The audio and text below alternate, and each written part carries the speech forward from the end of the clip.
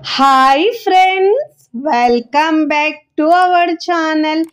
ఈరోజు మన కిచెన్లో చెప్తుంటేనే అందరికీ నోట్లో నీరొచ్చే బ్రెడ్ హల్వా సింపుల్ అండ్ టేస్టీగా ఎలా చేయాలో చూపించబోతున్నానండి. స్వీట్ తినాలనిపించినప్పుడు అప్పటికప్పుడు ఒక 5 నుంచి 10 నిమిషాలలో కమ్మగా చేసుకొని తినేయచ్చండి. టేస్ట్ అయితే చాలా చాలా బాగుంటుందండి.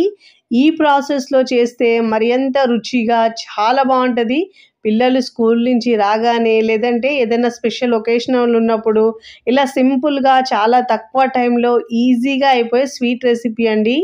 తిన్నా కొద్దీ తినాలనిపిస్తుంది, అంత రుచికరంగా కమ్మగా చాలా బాగుంటుంది. మరి ఇక ఏమాత్రం ఆలస్యం చేయకుండా నోట్లో కరిగిపోయే ఈ ఈజీ స్వీట్ని ఎలా చేయాలో చూద్దాం రండి. ముందుగా ఇక్కడ నేను ఒక బ్రౌన్ బ్రెడ్ తీసుకున్నానండి. మీరు కావాలంటే మిల్క్ బ్రెడ్ అయినా తీసుకోవచ్చు. నేను ఇక్కడ బ్రౌన్ బ్రెడ్తో చేస్తున్నాను. ఇక్కడ నేను 10 బ్రెడ్ల దాకా తీసుకున్నానండి. ఇలా మనం ఒక గంట పాటు ఫ్యాన్ గాలికి ఆరబెట్టుకోవాలండి. మనకు ఫ్రై చేసినప్పుడు ఆయిల్ అయినా నెయ్యి అయినా ఎక్కువ పడదండి. ఇప్పుడు ఇలా కాస్త ఆరిన తర్వాత ఇలా ముక్కలుగా కట్ చేసుకోవాలి. మీరు కావాలంటే సైడ్ బ్రౌన్ పార్ట్ తీసుకోవచ్చండి. కట్ చేసైనా అలా ముక్కలుగా తీసుకోవచ్చు. బట్ నేనైతే ఇలానే ఉంచి కట్ చేసుకుంటున్నాను. ఇలా ఒక బ్రెడ్లో మనం 4 ముక్కలుగా కట్ చేసి తీసుకోవాలి. ఇదే విధంగా అన్ని బ్రెడ్ ముక్కలను ఇలా కట్ చేసి తీసుకోవాలి ప్లేట్లోకి. చాలా టేస్టీగా కమ్మగా సూపర్గా ఉంటుందండి. చాలా తక్కువ టైంలో ఈజీగా చేసుకునే స్వీట్ రెసిపీ అండి ఇదైతే. ఇలా అన్ని ముక్కల్ని కట్ చేసుకుని ప్లేట్లో తీసుకున్నానండి. ఇప్పుడు మనము స్టవ్ మీద ప్యాన్ పెట్టుకొని దాంట్లో ఒక 2 నుంచి 3 టేబుల్ స్పూన్ల నెయ్యి వేసుకోవాలండి. స్వీట్లో నెయ్యి ఫ్లేవర్ అయితే సూపర్గా ఉంటుందండి. ఇప్పుడు నేను ఇక్కడ కట్ చేసుకున్న బాదం పలుకులు ఇంకా జీడిపప్పు పలుకులు సన్నగా కట్ చేసి ఇలా ఫ్రై చేసుకోవాలండి. ఇలా 2 నుంచి 3 నిమిషాల పాటు మీడియం ఫ్లేమ్లో ఫ్రై చేసుకోవాలి. ఇవి కాస్త ఫ్రై అయిన తర్వాత దీంట్లో ఒక 2 టేబుల్ స్పూన్ దాకా కిస్మిస్ కూడా వేసుకోవాలి. వేసుకొని దీన్ని కూడా ఒక 2 నిమిషాల పాటు ఫ్రై చేసుకోవాలి. ఫస్ట్ టైం నా ఛానల్ చూస్తున్న వాళ్ళు ప్లీజ్ నా ఛానల్ని సబ్స్క్రైబ్ చేసుకోండి, లైక్ చేయండి, పక్కనున్న బెల్ ఐకాన్ని ప్రెస్ చేయండి. ఇలా ప్రెస్ చేయడం వల్ల నేను పెట్టే వీడియో నోటిఫికేషన్ ముందుగా మీ హోమ్ పేజ్కి వస్తాయండి. ఇలా బాగా మంచిగా ఫ్రై చేసుకున్న తర్వాత ఒక బౌల్లోకి తీసుకొని పక్కకు పెట్టుకోవాలి.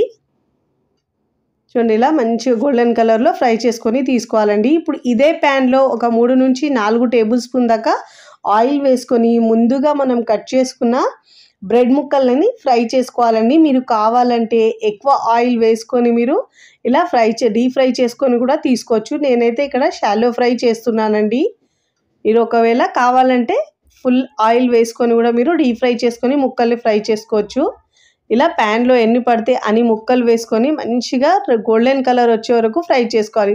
ఒకవైపు ఫ్రై అయిన తర్వాత మరోవైపుకి టర్న్ చేసుకోవాలండి.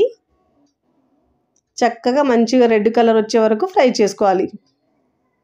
చూడండి, ఇలా మరోవైపుకి టర్న్ చేసుకోవాలి. అన్ని ముక్కలను ఇలా 1 బై 1 వేరే వైపు కూడా టర్న్ చేసుకొని చక్కగా మంచి కలర్ వచ్చే వరకు ఫ్రై చేసుకోవాలి. ఫ్లేమ్ని మీడియంలో ఉంచి మాత్రమే ఫ్రై చేసుకోవాలండి. ఇలా మంచిగా ఫ్రై చేసుకొని ఇప్పుడు చక్కగా 2 వైపులా మంచిగా ఫ్రై అయిన తర్వాత ఇప్పుడు ప్లేట్లోకి తీసుకోవాలి. చూడండి, ఇలా మంచిగా ఫ్రై చేసుకొని క్రిస్పీగా అవుతాయండి ఫ్రై అయితే. ఇప్పుడు ఈ ముక్కలన్నిటినీ ఒక ప్లేట్లోకి తీసుకోవాలి. చాలా కమ్మగా టేస్టీగా ఉంటుందండి. పిల్లలు పెద్దలైతే సూపర్గా చాలా ఇష్టంగా తింటారండి, అంత రుచికరంగా ఉంటుంది. ఇప్పుడు ఇదే ప్యాన్లో మళ్ళీ ఒక 2 నుంచి 3 టేబుల్ స్పూన్ దాకా ఆయిల్ వేసుకొని మిగతా ముక్కల్ని 1 బై 1 పెట్టుకొని బ్రెడ్ ముక్కల్ని ఫ్రై చేసుకోవాలి. అన్నీ ఇదే విధంగా ఫ్రై చేసుకొని ప్లేట్లోకి తీసుకోవాలి. ఇక్కడ నేను అన్ని ముక్కలు ఫ్రై చేసుకున్న తర్వాత చూపిస్తున్నాను చూడండి. ఇప్పుడు ఈ ప్లేట్ని పక్కకు పెట్టుకొని వేరొక ప్యాన్ తీసుకొని స్టవ్ మీద పెట్టేసి ఒక 2 టీ స్పూన్ల నెయ్యి వేసుకోవాలండి. ఇలా వేసుకున్న తర్వాత ఇక్కడ నేను 1 కప్పు షుగర్ వేస్తున్నానండి. 10 బ్రెడ్ ముక్కలకు 1 కప్పు షుగర్ బాగుంటుందండి. ఒకవేళ మీరు తీపి తక్కువనే తినే వాళ్ళైతే 3/4 కప్పు అయినా వేసుకోవచ్చు. 1 కప్పు షుగర్కి మనము 1.5 కప్పు వాటర్ యాడ్ చేసుకోవాలండి. మీరు బ్రెడ్ని నేనైతే కాస్త ముక్కలు ముక్కలుగా ఉంచుతున్నానండి. అదే మీరు మొత్తం ఇలా మిక్స్ చేసుకోవాలంటే 2 కప్పుల వాటర్ అయినా వేసుకోవచ్చు. నేనైతే మరీ ఇట్లా ముక్కలు ముక్కలుగా కాకుండా కాస్త చిన్న ముక్కలు ఉండేటట్టు ఉంచుతున్నానండి. మరీ మిక్స్ చేసుకోవాలి మీరు అంటే అలా చేసుకోవచ్చు. చూడండి, షుగర్ కరిగే వరకు కరిగించుకోవాలి.